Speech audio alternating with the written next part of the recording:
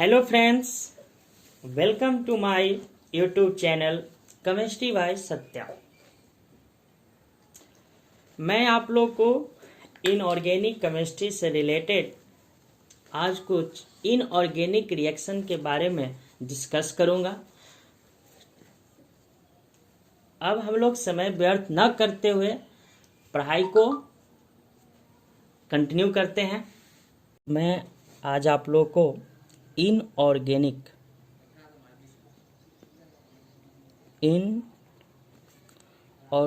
Chemistry के बारे में डिस्कस करूंगा। सबसे पहले हम जानने की कोशिश करेंगे कि इनऑर्गेनिक केमिस्ट्री होती क्या है। इनऑर्गेनिक केमिस्ट्री होता क्या है, इसके बारे में सबसे पहले हम जानकारी प्राप्त करेंगे। इनऑर्गेनिक केमिस्ट्री, आप लोग जानते होंगे केमिस्ट्री को 3 पार्ट्स में डिवाइड किया गया है। पहला फिजिकल केमिस्ट्री, दूसरा ऑर्गेनिक केमिस्ट्री, तीसरा इनऑर्गेनिक केमिस्ट्री। तो हम पहले डिस्कस करेंगे इनऑर्गेनिक केमिस्ट्री के बारे में। The study of compounds, the study of compounds that are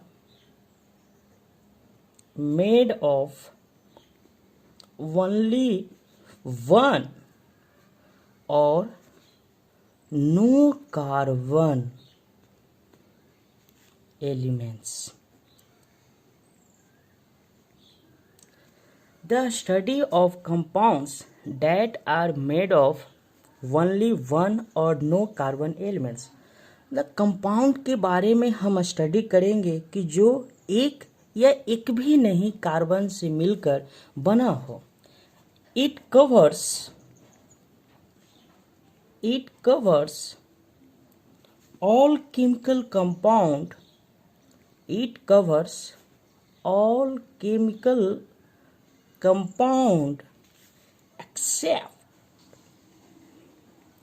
organic compound.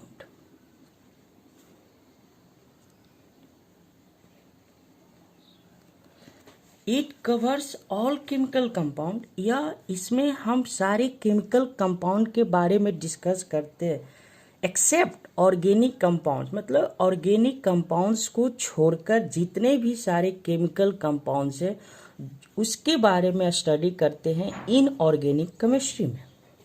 तो ऑर्गेनिक कंपाउंड्स कौन होते हैं? Those compounds containing carbon compound, those compounds containing carbon compounds is known as organic compounds. अब हमें पता चल गया इनऑर्गेनिक केमिस्ट्री होती क्या है, जिसमें हम कंपाउंड्स के बारे में स्टडी करते हैं। वैसे कंपाउंड्स के बारे में जो स्टडी करते हैं जो एक या एक भी नहीं कार्बन से मिलकर बना हो। अब हम इनऑर्गेनिक केमिस्ट्री में हम एक बड़ी बात होती है इनऑर्गेनिक रिएक्शन की। बहुत सारे बच्चों को दिक्कत होती है इनऑर्गेनिक रिएक्शन में, चाहे वो रिएक्शन ऑर्गेनिक की हो या इनऑर्गेनिक की हो।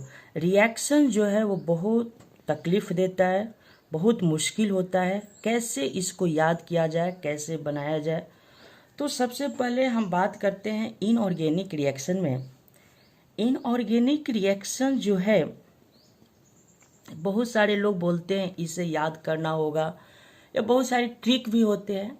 तो मैं आप लोग को सामने एक ट्रिक बताने जा रहा हूँ इनऑर्गेनिक रिएक्शन में, जो आपको काफ़ी सहूलियत प्रदान करेगा।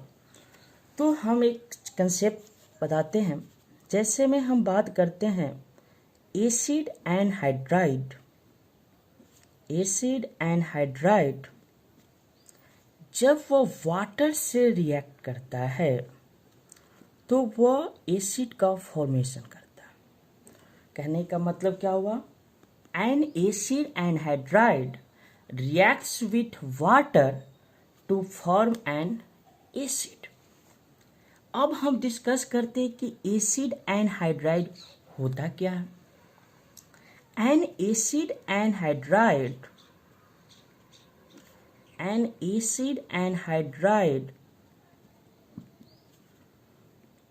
is a type of chemical compound derived by the removal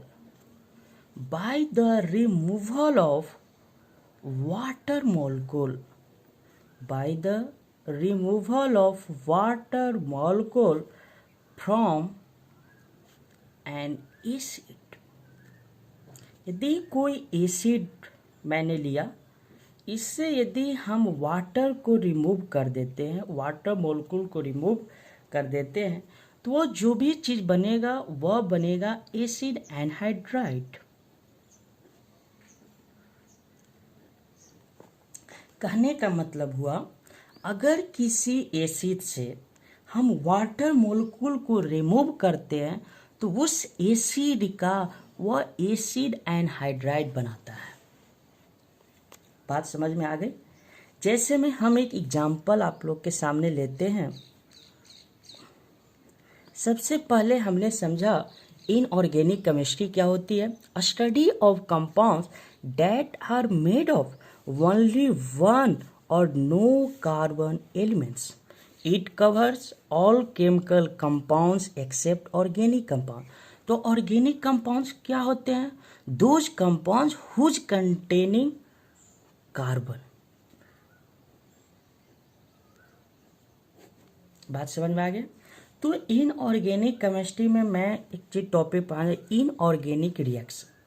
तो इनऑर्गेनिक रिएक्शन में मैंने एक पॉइंट डिस्कस किया कि जब कोई एसिड एनहाइड्राइड को हम वाटर से रिएक्ट कराते हैं तो एसिड का फॉर्मेशन होता है। सबसे पहले हम जानने की कोशिश करेंगे कि एसिड एनहाइड्राइड क्या होती है। एसिड एनहाइड्राइड भी एक केमिकल कंपाउंड है जो ड्राइव होती है किसी भी एसिड से वाटर मोलिक्यूल को रिमूव कर देना। मतलब कि अगर कोई हम एसिड लेते हैं, उससे हम वाटर मोलिक्यूल को रिमूव कर देते हैं, तो क्या चीज़ का फॉर्मेशन होता है बाबू? एसिड एनहाइड्राइड का। यदि हम एक एग्जाम्पल लेते हैं, एक बहुत सा सुंदर सा एग्जाम्पल, HNO3। HNO3 इसका नाम होता है, आप लोग जानते ही होंगे, नाइट्रिक एसिड। Nitric acid. अब सोचिए, इसको हमको एसिड एनहाइड्राइड बनाना है, तो क्या करना होगा? इसमें से हमें वाटर मोलिक्यूल को रिमूव करना है। तो हमारे पास सिर्फ ओनली वन हाइड्रोजन है, तो हमें H2O, वाटर का मोलिकुलर फार्मूला H2O होता है, तो हमें 2 हाइड्रोजन की जरूरत पड़ती है। तो हम 2 मोलिक्यूल्स ऑफ HNO3 लेते हैं। तो सबसे पहले हम HNO3 के स्ट्रक्चर के बारे में हम डिस्कस करेंगे कि HNO3 का स्ट्रक्चर कैसे होता है।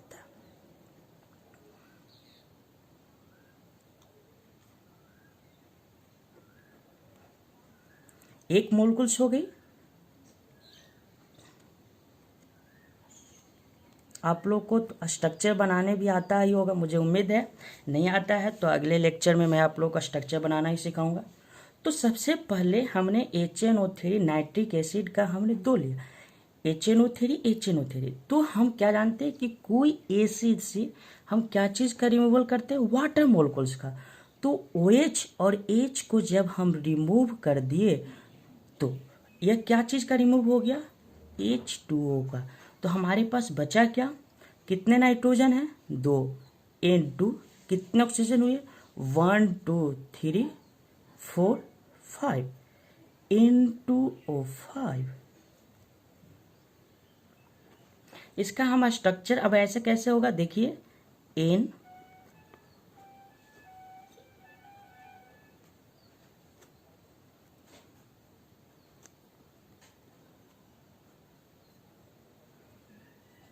हुआ ना बाबू, N2O5। अब तो यही बचा। तो हमने बात को समझा कि HNO3 का एनहाइड्राइड N2O5 है, या हम ऐसे भी आप बोल सकते हैं कि हमने ये कंसेप्ट से हम डिस्कस करेंगे। तो हम इस कंसेप्ट से डिस्कस करेंगे बाबू। देखिए HNO3 नाइट्रिक एसिड हुआ, इसका हमने 2 मोल लिया, एक फर्स्ट और सेकेंड। इसमें से OH और इसमें से H को हमने रिमूव कर दिया, H2O को हमने रिमूव किया, तो हमारे पास स्ट्रक्चर ये बना। तो 2 नाइट्रोजन N2 और जितने ऑक्सीजन है N2O5। ये तो बातें हो गई। तो अब हम बोल सकते हैं कि हमारे पास जो N2O5 है, यदि हम उसको वाटर के साथ रिएक्शन करेंगे तो मुझे कोई एसिड होगा। तो कौन सी एसिड आएगी? HNO3। देखिए, तो मुझे यह कंसेप्ट देखिए, जैसे में आप समझने की कोशिश कीजिए। एसिड एनहाइड्राइड को वाटर से रिएक्शन करेंगे तो मुझे एसिड प्राप्त होगा। तो N2O5 एसिड एनहाइड्राइड, उसके साथ साथ देखिए N2O5 प्लस H2O HNO3। तो N2O5 acid anhydride reacts with water to form nitric acid. या हमसे आपसे एक भी क्वेश्चन भी ऐसे पूछ सकता है कि N2O5 is an hydride of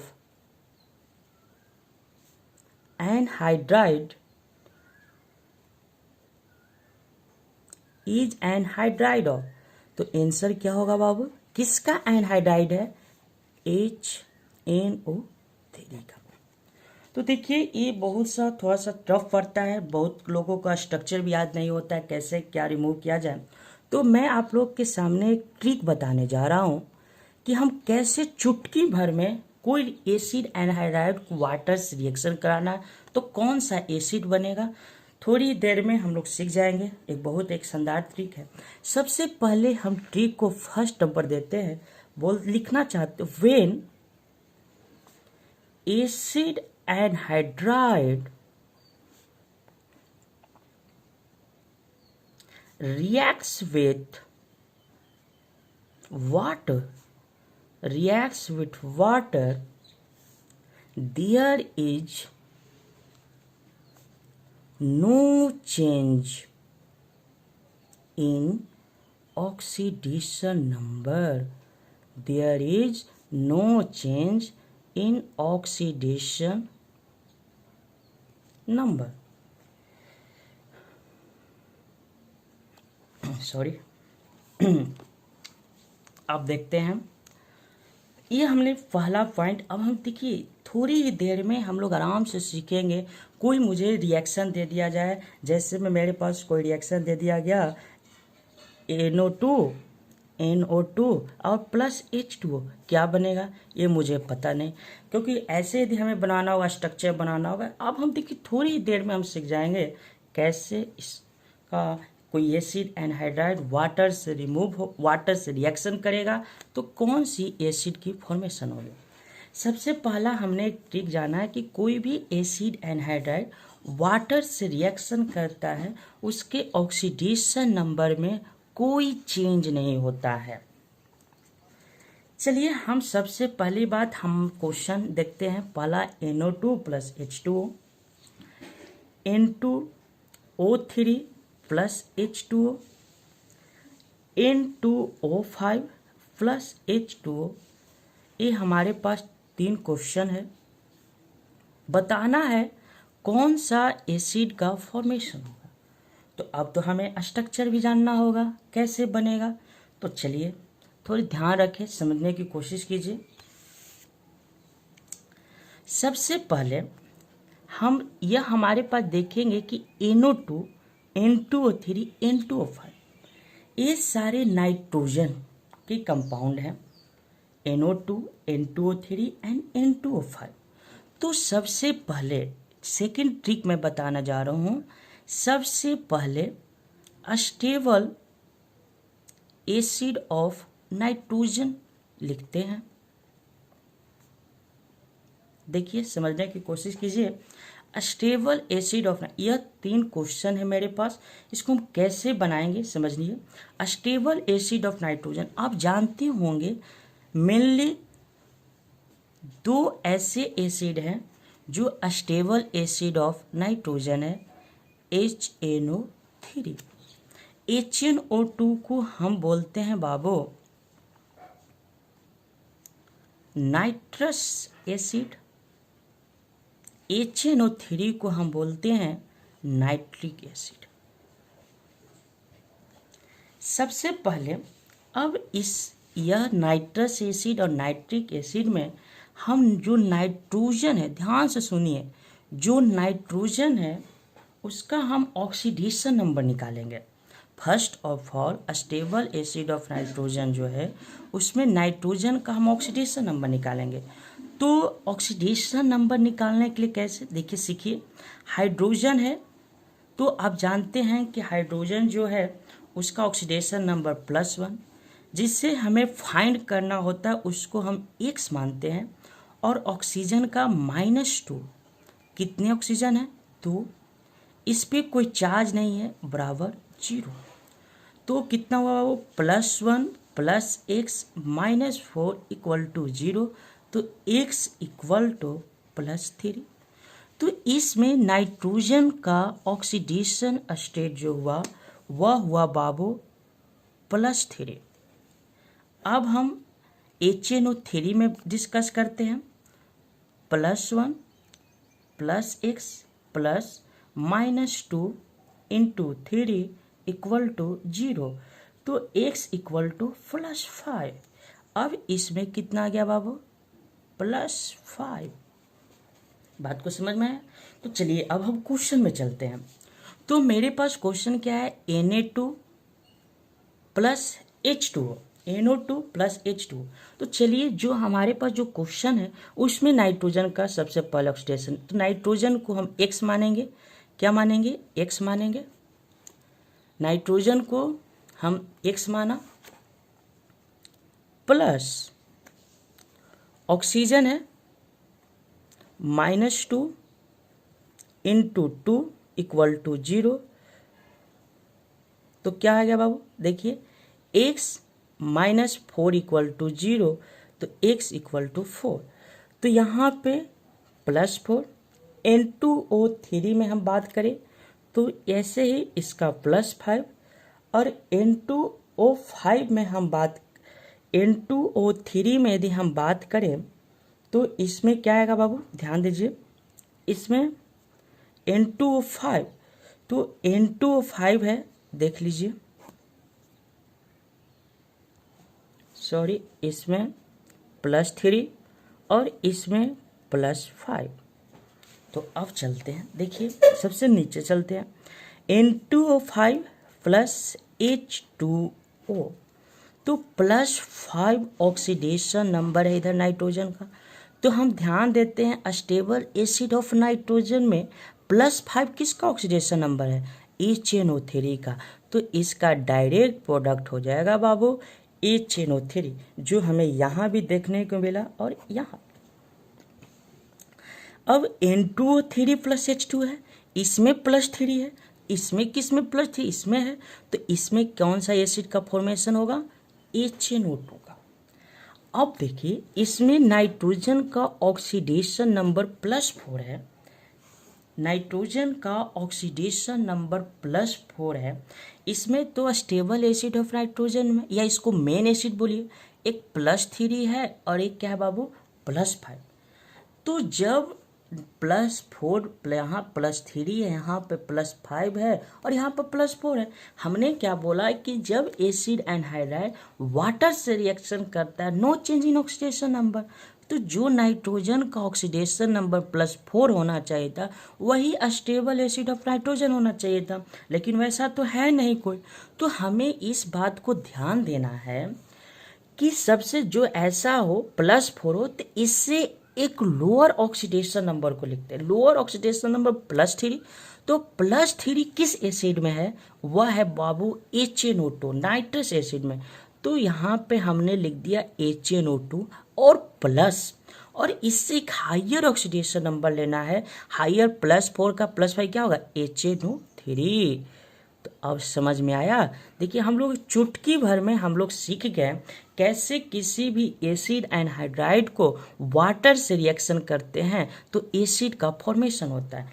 अब आपके सामने नीट में एक क्वेश्चन ऐसा भी दिया हुआ था, N2O3 is anhydride of, option दे देगा HNO2, HNO3, HNO4 and none of this. तो हमें क्या होगा बाबू आंसर, HNO2। चलिए अब हम और समझते हैं।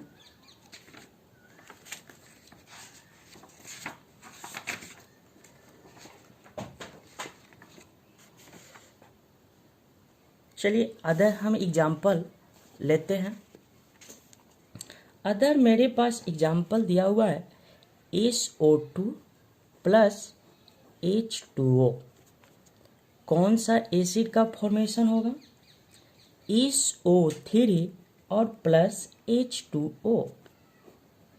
कौन सा एसिड का फॉर्मेशन होगा, तो फिर सबसे पहले हम जानेंगे कि यह सल्फर का कंपाउंड है। तो मेन एसिड ऑफ या stable acid of sulphur, sulphur को हम लोग डिनोट करते हैं एस से, एसिड का ये जो मैंने तो है बाबू H2SO4 और एक है H2SO3। तो अब हम इसमें भी सल्फर है, अब हम सल्फर का ऑक्सीडेशन नंबर बताएंगे। तो +1 हाइड्रोजन का, कितने हाइड्रोजन है, 2, प्लस जिसे निकालना है x प्लस -2 × 4 = 0। तो कितना होगा, +2 प्लस x -8 = 0। तो x = +6। तो इसमें जो सल्फर है उसका ऑक्सीडेशन नंबर +6 आया। अब इसका बात करते हैं हम लोग। तो +1 × 2 प्लस x प्लस -2 × 3 = 0। आप सबसे पहले ऑक्सीडेशन नंबर निकालना सीखिए। देखिए इसके ऊपर कोई चार्ज नहीं है तो न्यूट्रल कंपाउंड है, इसलिए हम बराबर यहाँ पर क्या लिख रहे हैं बाबू, 0। H2 है तो हाइड्रोजन का oxidation number +1 +1 × 2, sulphur +x plus O3 मतलब ऑक्सीजन 3, ऑक्सीजन -2 तो -2 × 3 = 0। तो +1 + 2x +2 प्लस x -6 = 0। तो x = +4। तो यहाँ पर क्या आ गया बाबू, सल्फर का +4। तो अब हम चलते हैं, इसमें हम चलते हैं SO2 प्लस H2O में, SO3 प्लस H2O में। तो SO2 है तो इसमें हम S का सल्फर का निकालते हैं। तो हम सल्फर का x माने प्लस -2 × 2 = 0। तो x = +4। तो +4 किसका है, H2SO3 का। तो हम यहाँ पर पुट कर देंगे H2SO3। देखिए चुटकी में अब बन रहा है कि अब क्या होगा, एसिड एनहाइड्राइड को वाटर से रिएक्शन करेंगे H2SO3। Question SO2 is anhydride of H2SO3। अब इसमें देखते हैं x हो गया बाबू, क्या होगा, O3 है प्लस -2 × 3 = 0। तो x = -6, x = +6। तो यहाँ पर क्या आ गया, +6। तो +6 मेन एसिड में कौन है, तो H2SO4। देखिए इस तरीके से हम क्लोरीन का भी, फास्फोरस का भी, अदर सारे कंपाउंड का, ऑक्सो एसिड का हम निकाल सकते हैं। एसिड एनहाइड्राइड जब वाटर से रिएक्शन करेगा तो कौन सा एसिड का फॉर्मेशन होगा। ये सारे ट्रिक्स था, आप लोग को कैसा लगा यह ट्रिक आप लोग कमेंट कर बताइए। Thank you.